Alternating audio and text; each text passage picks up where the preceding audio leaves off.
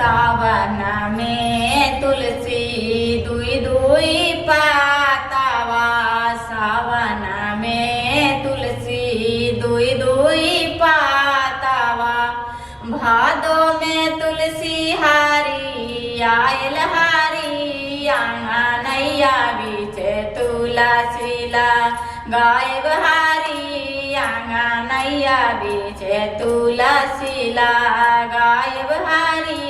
जो कोई तुलसी के जल से पाटावेला, जो कोई तुलसी के जल से पाटावेला, अरे उनका नाम जाला मंतिहारी, आंगनैया बीच तुलसीला गाय बहारी, आंगनैया बीच तुलसीला गाय बहारी।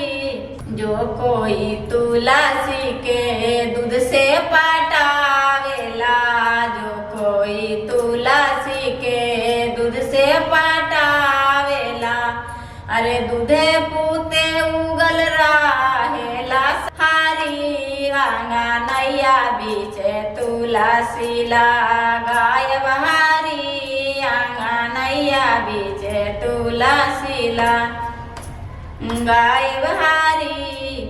जो कोई तुलसी के सिंदूरा लगावेला, जे कोई तुलसी के सिंदूरा लगावेला, जन्म जन्म यही आता हारी, आंगनैया बीच तुलसीला गाय बहारी, आंगनैया बीच तुलसीला गाय बहारी।